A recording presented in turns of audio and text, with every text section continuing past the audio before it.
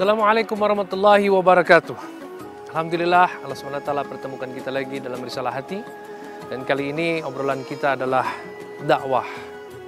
Semoga Allah SWT mempermudah pembicaraan kita kali ini dan kita bisa mendapatkan manfaat dari pertemuan kita ini.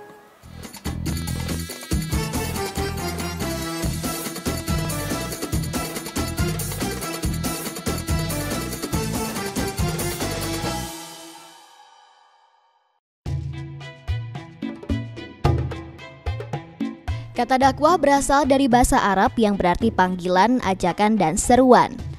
Dalam pengertiannya, dakwah merupakan seruan kepada seluruh manusia dan seluruh makhluk yang ada di bumi tentang kebesaran Allah Subhanahu wa Ta'ala dan Nabi Muhammad SAW.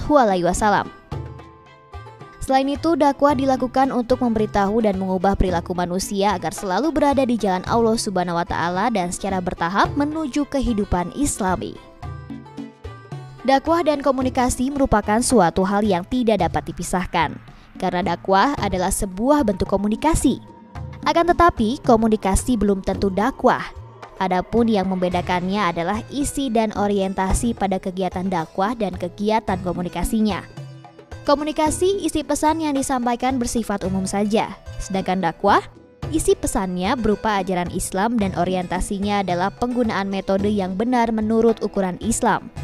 Dakwah merupakan komunikasi ajaran-ajaran Islam dari seorang dai kepada umat manusia.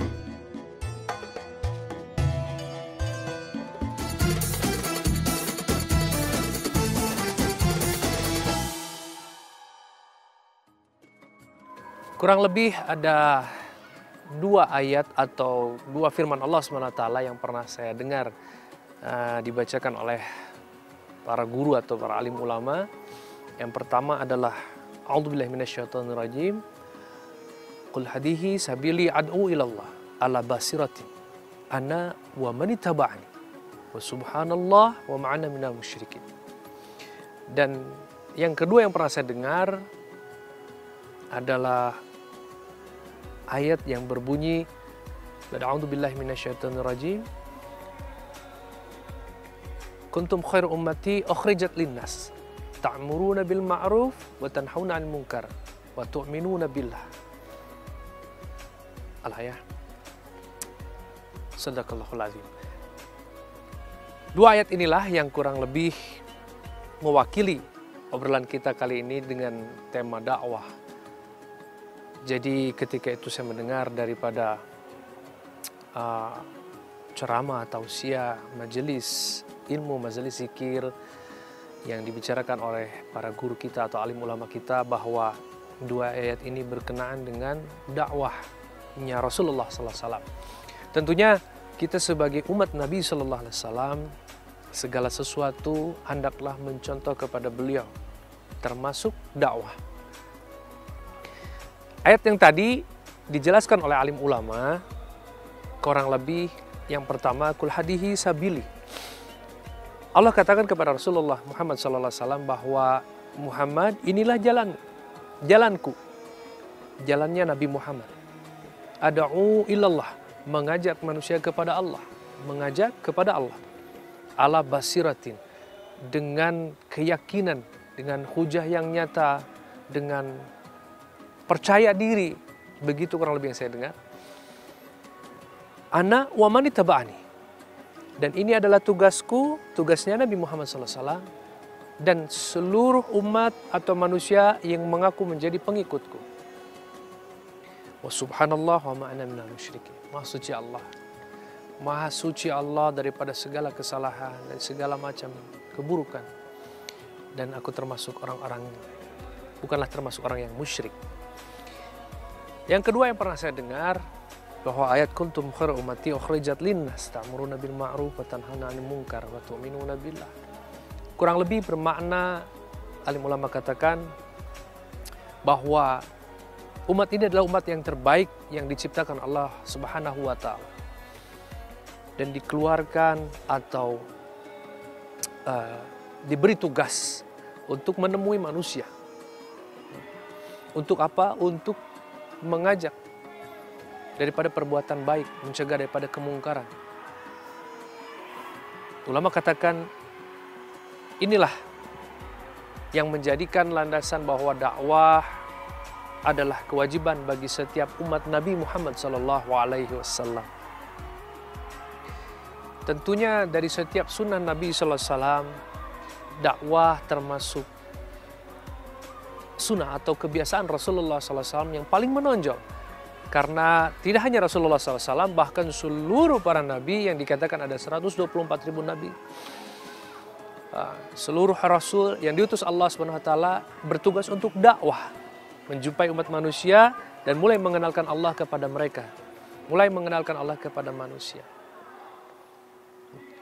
Termasuk saya pernah mendengar satu kisah dari para alim ulama sekali lagi, bahwa terjadi sebuah percakapan antara Daud alaihissalam dengan Allah Subhanahu wa Ta'ala. Ketika itu Daud bertanya, "Ya Allah, siapakah manusia atau hamba-Mu yang paling Kau cintai?" Maka Allah Subhanahu wa Ta'ala menjawab, "Manusia yang paling aku cintai adalah mereka yang ada takwa di dalam hatinya." Takwa, senantiasa kita mengetahui bahwa takwa bermakna menjauhi segala larangan Allah dan menjalankan segala perintah Allah. Di lain pihak, ulama menafsirkan bahwa takwa adalah menggunakan seluruh atau segala potensi yang kita punya semata-mata untuk mencari ridha Allah SWT. Semata-mata untuk Allah SWT, semata-mata untuk digunakan di jalan Allah SWT. Itulah takwa. Waktu kita, umur kita, jasad kita, kepintaran kita, segala yang dimiliki, keluarga, rumah, kendaraan, segala sesuatunya. Apa yang kita miliki hanyalah untuk Allah Subhanahu wa Ta'ala. Lalu berikutnya Allah katakan bahwa mereka hanya mentaatiku. Mereka hanya berharap kepada aku, tidak kepada selain aku. Meminta, berharap hanya kepada Allah, tidak kepada selain Allah. Lalu mereka mencintai seluruh ciptaan-ciptaanku, kata Allah. Tidak berbuat zalim kepada ciptaan-ciptaanku. Dan banyak lagi ciri-ciri yang Allah katakan. Kata Allah, mereka mencintaiku. Mereka mencintai orang-orang yang mencintaiku. Dan mereka membuat hamba-hambaku mencintaiku. Lalu Nabi Daud alaihissalam berkata, "Ya Allah, aku mencintaimu. Dan aku mencintai orang-orang yang mencintaimu. Ya Allah, tolong katakan kepadaku bagaimana caranya agar aku bisa membuat hamba-hambamu mencintaimu." Terlalu banyak hak Allah yang ada dalam diri kita, dalam kehidupan kita. Tidak perlu kita jauh-jauh. Di mana hak Allah?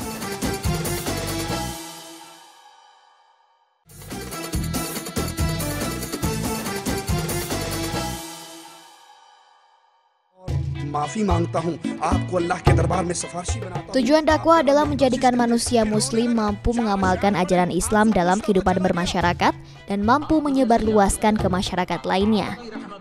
Selain itu, tujuan dakwah yaitu mengajak umat manusia selalu berada di jalan yang benar agar dapat hidup sejahtera di dunia maupun di akhirat. Mengajak umat Islam untuk selalu meningkatkan ketakwaannya kepada Allah Subhanahu wa Ta'ala. Mendidik dan mengajarkan anak-anak agar tidak menyimpang dari fitrahnya serta menyelesaikan dan memecahkan persoalan-persoalan yang tengah dihadapinya. Inti dan tujuan yang ingin dicapai dalam dakwah adalah mendapatkan keridhaan Allah Subhanahu wa Ta'ala, di mana objek dakwah tidak hanya terbatas kepada umat Islam saja, akan tetapi semua manusia, bahkan untuk semua alam. Dengan kata lain, dakwah memiliki tujuan untuk mengeluarkan umat manusia dari kegelapan syirik menuju cahaya tauhid, dari kegelapan kufur menuju cahaya iman, dari kebodohan menuju cahaya ilmu, dari hawa nafsu dan pendapat manusia menuju jalan ittiba Rasul, dari kezoliman menuju cahaya keadilan, dari kemungkaran dan kemaksiatan menuju cahaya ketaatan.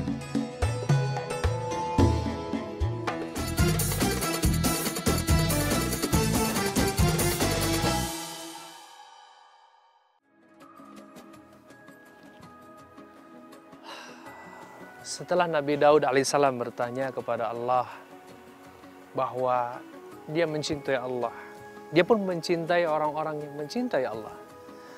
Lalu Nabi Daud bertanya, "Ya Allah, bagaimana caranya agar aku bisa membuat manusia atau orang-orang mencintai?" Maka Allah Subhanahu wa Ta'ala menjawab, ceritakanlah aku kepada mereka. Perkenalkan aku kepada mereka, kata Allah. Ceritakan siapa aku. Ceritakan tentang kebesaranku. Ceritakan tentang kekuasaanku. Ceritakan tentang kemuliaanku. Tentang seluruh ciptaanku. Ceritakan kebaikan-kebaikanku. Ceritakan bahwa aku adalah Maha Penyayang. Dan lain sebagainya, dan lain sebagainya, lain sebagainya. Tentang kebesaran Allah Subhanahu wa ta'ala. Setelah itu mereka akan mencintaiku. Mereka akan mulai mencintaiku. Dan apa balasannya? Ketika hamba Allah mencintaiku, maka kata Allah, aku akan mencintaimu. Dakwah. Mengenalkan manusia kepada Allah. Mengenalkan siapa Allah. Sehingga orang-orang yang ada di sekitar kita mulai mengenal Allah, mulai mencintai Allah, mulai mendekati Allah, mulai berusaha untuk meningkatkan ketakwaan kepada Allah, mulai memperbaharui iman-iman dan yakin mereka. Ketika itulah Allah akan mencintai kita. Sungguh bahwa dakwah itu sendiri sesungguhnya sangat bermanfaat bagi si pendakwah itu sendiri. Apabila kita melakukan amal dakwah, maka Allah akan mencintai kita. Dan ketika kita buat dakwah, sesungguhnya manusia termasuk diri kita sendiri mudah terpengaruh suasana dan keadaan. Apa yang kita lihat, terutama apa yang sering kita dengar, itulah yang akan mempengaruhi hati kita. Sementara ulama katakan, hati adalah tempat bersemayamnya Allah di dalam diri manusia. Apabila kita sering mendengar pembicaraan tentang kebesaran Allah, kemuliaan Allah, kemahahebatan Allah SWT, maka kebesaran Allah, keagungan Allah SWT akan masuk ke dalam hati kita. Maka iman kita akan meningkat. Sungguh, dakwah itu sendiri sangat bermanfaat bagi si pendakwah itu sendiri. Ketika kita buat dakwah, maka iman kita akan meningkat. Sebagaimana Rasul katakan kepada para sahabat, wahai sahabat-sahabatku, perbaharuilah iman-iman kalian. Sementara kita tahu bahwa seluruh sahabat Nabi Sallallahu Alaihi Wasallam adalah orang-orang yang Masya Allah memiliki iman yakin yang sempurna. Iman yakin yang baik. Tapi Rasul katakan perbaharuilah iman-iman kalian. Maka ketika itu sahabat pun bertanya, ya Rasulullah, bagaimana caranya kami memperbaharui iman-iman kami? Maka Rasul katakan, aktsiru min qouli la ilaha illallah. Perbanyaklah oleh kalian ucapan la ilaha illallah. Dan ulama menafsirkan bahwa makna daripada hadis ini adalah dakwah. Tidak ada perkataan yang lebih baik daripada mengajak manusia kepada Allah. Dakwah. Sering kita dengar bahwa umat di akhir zaman umumnya mengkategorikan dakwah itu sendiri. Dan terkesan dakwah itu harus memiliki ilmu yang tinggi, harus berdiri di atas mimbar, berpakaian layaknya seorang mubali, lalu dengan olah kata, olah kalimat yang baik. Tapi yang banyak saya dengar daripada para guru dan para alim ulama, tidak begitu dengan dakwah. Dakwah bisa dilakukan oleh siapa saja. Dakwah bisa dilakukan oleh orang yang pintar maupun orang yang bodoh. Orang yang mendengar maupun orang yang tidak bisa mendengar. Orang yang melihat maupun orang yang buta. Setiap orang yang dia memiliki akal, dia wajib berdakwah dan dia pasti bisa berdakwah. Mengenalkan Allah bisa dengan segala cara.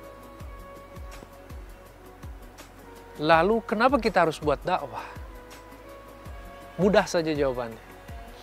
Terlalu banyak hak Allah yang ada dalam diri kita, dalam kehidupan kita. Tidak perlu kita jauh-jauh. Di mana hak Allah? Cukup dari diri kita saja. Udara yang kita hirup, ini ada hak Allah. Pandangan yang kita bisa melihat, ini adalah hak Allah. Semua datang daripada Allah Subhanahu wa taala. Kemampuan mendengar datang daripada Allah Subhanahu wa taala. Kemampuan melangkah, kemampuan meraba, kemampuan merasa, berpikir datang daripada Allah Subhanahu wa taala. Bisanya kita hidup dengan nyawa yang diberikan oleh Allah Subhanahu wa taala. Sehingga dakwah bisa memperbaiki dirinya sendiri ketika dakwah ini dibuat. Maka dakwah berlaku bagi setiap umat, setiap manusia.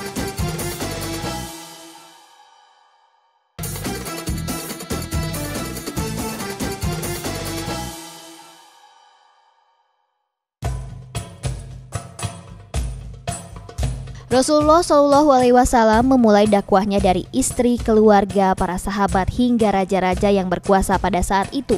Sehingga ada beberapa metode dakwah yang bisa dilakukan seorang muslim menurut syariat. Yang pertama dakwah fardiyah, yakni metode dakwah yang dilakukan seseorang kepada orang lain satu orang atau kepada beberapa orang dalam jumlah yang kecil dan terbatas. Dakwah ammah yakni jenis dakwah yang dilakukan oleh seseorang dengan media lisan yang ditujukan kepada orang banyak dengan maksud menanamkan pengaruh positif kepada mereka. Media yang dipakai biasanya berbentuk khutbah pidato. Selain itu juga dikenal istilah dakwah bilisan, yakni penyampaian informasi atau pesan dakwah melalui lisan ceramah atau komunikasi langsung antara subjek dan objek dakwah. Rasulullah Shallallahu Alaihi Wasallam juga mengajarkan umatnya untuk dakwah bilhal, yakni dakwah yang mengedepankan perbuatan nyata. Hal ini bermaksud agar si penerima dakwah yaitu mad'u mengikuti jejak sang dai. Berdakwah dengan perbuatan memiliki pengaruh yang besar pada mad'u. Islam mengajarkan umatnya agar bersikap lemah lembut dalam berdakwah. Rasulullah Shallallahu Alaihi Wasallam dikenal kelemah lembutannya dalam mengemban risalah Islam. Karena sikap lemah lembut beliaulah, Islam memiliki daya tarik yang sangat kuat sebagaimana diabadikan dalam Al-Quran.